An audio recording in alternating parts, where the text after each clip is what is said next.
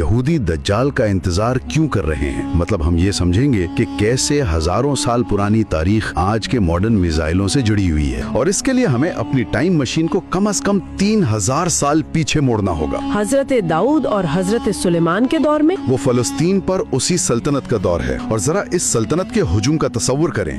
ये कोई आज के दौर की छोटी सी रियासत नहीं थी। बताया जाता है कि ये अजीम शान सल्तनत फलस्तीन से शुरू होकर दरियाए फुरात तक फैली हुई थी। मतलब आज का इराक, शाम, अर्दन, लुबनान, मिस्र और सऊदी अरब के बड़े हिस्से इस सल्तनत के मातहत थे। और इस वसी सल्तनत का जो दिल था वो यरूशलेम का शहर था, और इसी मरकज में हजरत सुलेमान ने वो अजीम शान इबादतगाह तामीर करवाई, जिसे फर्स्ट टेम्पल या हैकल सुलेमानी कहा जाता है।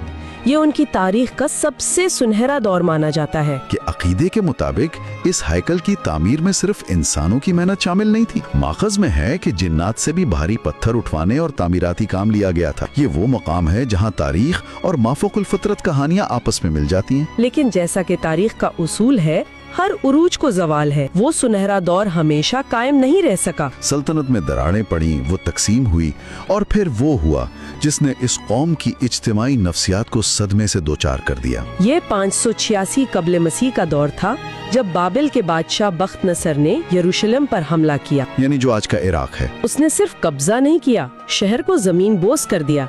हैकल सुलेमानी को जलाकर राख कर दिया गया, और 30,000 से जायद लोगों को बेड़ियां पहनाकर बाबुल की तरफ जलावतन कर दिया गया, जिसे हिस्ट्री में बाबल की जलावतनी कहते हैं। जब एक कौम का रूहानी मरकज तबाह कर दिया जाए और उन्हें उनकी जमीन से उखाड़ दिया जाए, तो ये एक ऐसा नफ्सियाती जख्म बन जाता है जो नस्लों तक नहीं भरता। अगर हम इसे बड़ी तस्वीर के साथ जोड़कर देखें तो ये तनाव सिर्फ बाबल तक महदूद नहीं रहा। अगरचे ईरान के बादशाह साइरस ने उन्हें वापस जाने और सेकेंड टेम्पल बनाने की इजाजत दी, लेकिन 70 ईस्वी में रोमी जनरल टाइटस ने फिर हमला कर दिया, और इस बार तबाही पहले से भी भयानक थी।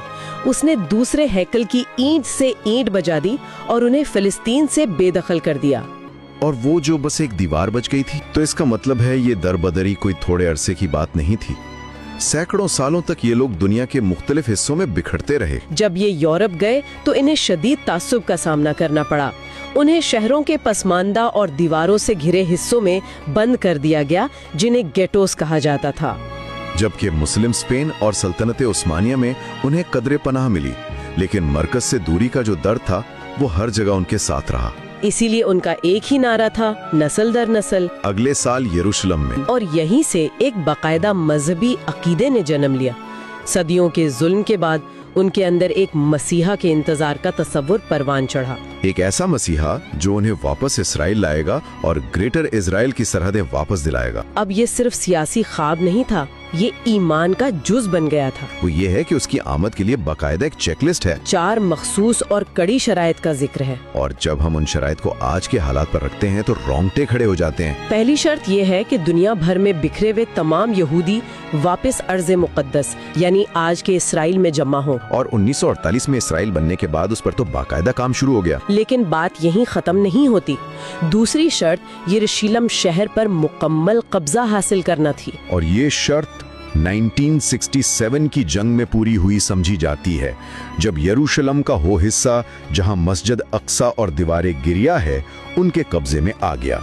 यहाँ जो बात हैरान कुन है वो ये है कि इस वक्त उनके मजहबी रहनुमाओं में ऐलान कर दिया था कि हम अपने मसीहा के इस्तकबाल के दरवाजे पर खड़े हैं। 2000 साल से दरबदर कौम 4 में से 2 शराइत पूरी होते देख चुकी है, तो ये उनके लिए कोई कहानी तो ना रही ना, बल्कि एक उल्टी गिनती बन चुकी है। और यही बेसब्री तीसरी शर्त की तरफ ले जाती है कि उसी मकाम पर जहां आज मस्जिद अक्सा मौजूद है वहां 3rd टेम्पल की तामीर की जाए। और यहीं पर आकर पूरी दुनिया का जोग्राफियाई निजाम एक बारूदी सरंग पर खड़ा नजर आता है, क्योंकि जाहिर है ये मुसलमानों का मुकद्दस तरीन मकाम है। और वहाँ किसी और इबादतगाह की तामीर का मतलब एक बहुत बड़े तसादुम को दावत देना है। इसीलिए शायद चौथी शर्त ये है कि 3rd टेम्पल की तामीर के दौरान एक खौफनाक आलमी जंग यानी वर्ल्ड वॉर का आगाज होगा, जिसके बाद वो मसीहा जाहिर होगा और एक नया आलमी निजाम या न्यू वर्ल्ड ऑर्डर कायम करेगा। जरा सोचिए, जिस हस्ती का एक तरफ इतनी बेसब्री से इंतजार किया जा रहा है,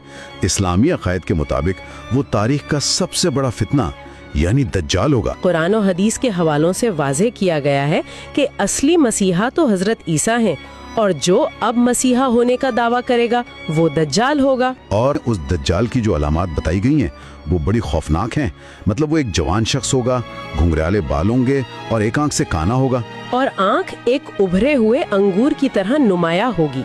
और उसकी ताकतें कि दज्जाल जमीन पर 40 दिन रहेगा, लेकिन पहला दिन 1 साल के बराबर, दूसरा 1 महीने और तीसरा 1 हफ्ते के बराबर होगा। जब हम कहते हैं कि एक दिन 1 साल के बराबर होगा, कि सहाबा ने पूछा कि नमाजें कैसे पढ़ेंगे, और जवाब मिला कि वक्त का हिसाब लगाकर। इसका मतलब है कि वक्त का एहसास बदल जाएगा और इंसान को टेक्नोलॉजी पर इन्हिसार करना पड़ेगा। और वो जो बारिश बरसाने और फसलें उगाने का जिक्र है, क्या उसे आज की जदीद टेक्नोलॉजी जैसे क्लाउड सीडिंग से जोड़ा जा सकता है? बिल्कुल जोड़ा जा सकता है।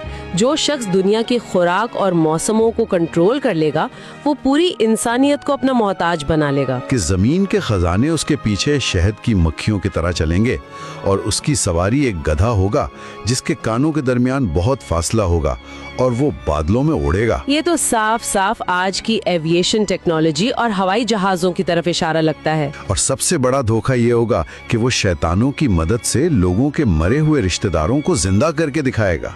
ये इंसान की नफ्सियात पर सबसे बड़ा हमला होगा, एक तरह का साइकोलॉजिकल वॉरफेयर है। लेकिन इस ताकत के उरूज के बाद गुफ्तगू आखिरी जुग्राफियाई मकाम की तरफ आती है। दज्जाल पूरी दुनिया में जाएगा, लेकिन मक्का और मदीना में दाखिल नहीं हो सकेगा, क्योंकि फरिश्ते हिफाजत कर रहे होंगे। और फिर मदीना 3 बार लर्जेगा, जलजले आएंगे और मुनाफिकीन बाहर निकल जाएंगे। उसके बाद हजरत ईसा का नुज़ूल होगा दमिश्क के मशरिक में। माखिज में मंजर कशी बड़ी कमाल की है कि वो जर्द कपड़ों में होंगे, फरिश्तों के परों पर हाथ रखे हुए। और दज्जाल का खात्मा फिर मौजूदा इजराइल के इलाके लुद के मकाम पर होगा। लुद दरअसल आज तेल अवीव के बिल्कुल करीब है, और हैरत की बात यह है कि आज उसी मकाम पर इजराइल का सबसे बड़ा एयरपोर्ट मौजूद है, बेन गुरियन एयरपोर्ट। अब सोचें, एक शख्स जो जदीद सवारियों से दुनिया का चक्कर लगा रहा है, उसको इस रियासत के सबसे बड़े सफरी मरकज पर खत्म किया जाएगा। दरख्त की कहानी भी है ना, गुरकत का दरख्त। पेशगोई ये है कि आखिरी जंग में पत्थर और दरख्त बोलेंगे, सिवाय गुरकत के, क्योंकि वो यहूदियों का दरख्त है। और आज बाकायदा हुकूमती सतह पर इसराइल में लाखों की तादाद में यही गुरकत के दरख्त लगाए जा रहे हैं। एक हजारों साल पुरानी मजहबी पेशगोई आज के दौर में बाकायदा ज़राअत और शजरकारी को तब्दील कर रही है। अकायद अब जमीन पर दरख्तों की शक्ल में बोए जा रहे हैं। लेकिन इसके पीछे का मजहबी अकीदा बताता है कि इन पेशगोइयों को कितना संजीदा लिया जा रहा है। कि कैसे 3000 साल पुरानी तारीख, हेकल की तबाही के सदमात आज के दौर की पेशगोइयों से जुड़े हैं। और कैसे एक अकीदे का मसीहा, जब कदीम मजहबी पेशगोइयाँ आज की रियासतों की पॉलिसियों का नक्शा बनने लगे, एयरपोर्ट्स के मुकामात पेशगोइयों से मिलने लगे और दरख्त भी उन्हीं की बुनियाद पर लगाए जाने लगे, तो क्या ऐसा तो नहीं कि इंसान लाशऊरी तौर पर खुद ही अपनी तारीख को उन पेशगोइयों के ऐन मुताबिक ढालने की कोशिश कर रहा है? क्या वाकई मुस्तकबिल पहले से तय है, या इंसान अपने अकायद की बुनियाद पर खुद वो रास्ता तामीर कर रहा है? खैर, ये एक ऐसा सवाल है जिस पर हम सबको जरूर सोचना चाहिए।